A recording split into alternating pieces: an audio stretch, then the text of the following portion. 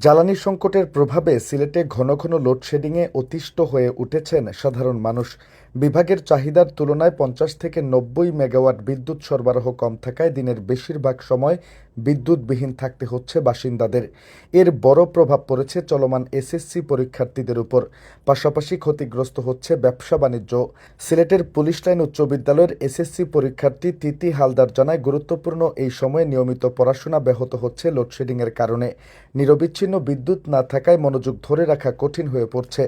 তার অভিভাবকদের আশঙ্কা, এই পরিস্থিতি অব্যাহত থাকলে পরীক্ষার ফলাফলেও নেতিবাচক প্রভাব পড়তে পারে। শুধু শিক্ষার্থী নয়, ঘন ঘন বিদ্যুৎ বিভ্রাটে বিপাকে পড়েছেন সব শ্রেণী পেশার মানুষ। দিনরাত সমানতালে লোডশেডিং চলায় ব্যবসা খাতেও বিরূপ প্রভাব পড়েছে। অনেক ব্যবসায়ী জানান, বিদ্যুৎ সমস্যার কারণে সন্ধ্যা ৭টার আগেই দোকানপাট বন্ধ করতে বাধ্য হচ্ছেন তারা।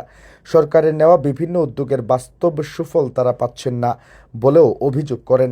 বিদ্যুৎ উন্নয়ন বোর্ড সূত্রে জানা গেছে, বর্তমানে পিক আওয়ারে সিলেট বিভাগে দৈনিক বিদ্যুতের চাহিদা প্রায় ২২০ মেগাওয়াট, কিন্তু সরবরাহ ঘাটতির কারণে গড়ে ৩৫ থেকে ৪০% লোডশেডিং করতে হচ্ছে।